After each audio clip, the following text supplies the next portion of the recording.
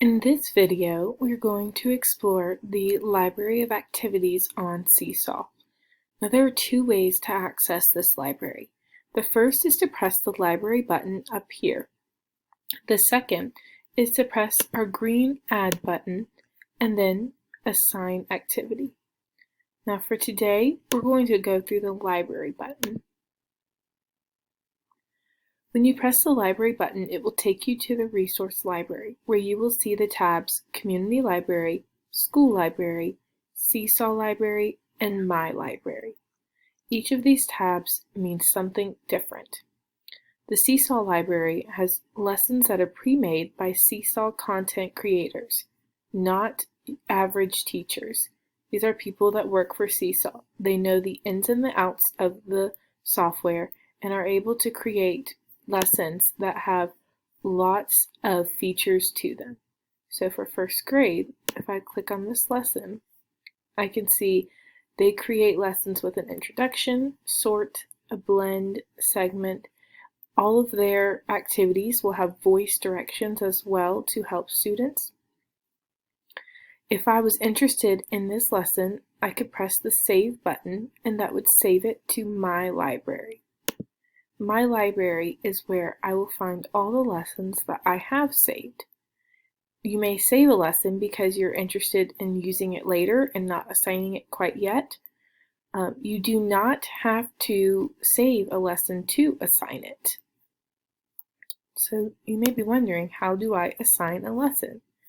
So you can search for a lesson in the Seesaw Library, or you can also go to the Community Library. The Community Library has activities from all teachers that have used Seesaw and contribute activities to it. So if I search place value, I will be getting all of the first grade lessons because I'm logged in at first grade. The first options will be ones from the Seesaw Library. So these will be lessons created by Seesaw workers. Below that, you will find the Community Library, lessons created by Seesaw ambassadors, the teachers that are trained in it. Any lessons that have a pink heart means I have already hearted it. I've already saved it to My Library.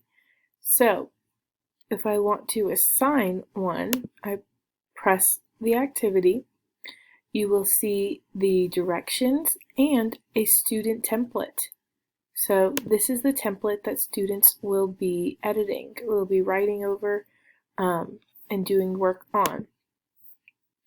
So I can press the Assign button if you want to edit which students get it. So there's only a small group of students or a center. You can edit the folder if you organize your classwork by folder, or the skills that students are working on. For this lesson, I'm just going to leave it plain, all my students with no folder. You can schedule the activity to be assigned on a specific time and date if you want to get ahead and not have students see it yet. Or you can just press immediately.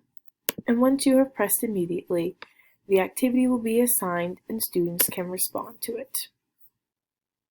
The last tab we haven't looked at yet is the School Library. School Library is activities that are specific to your school, so teachers can share them.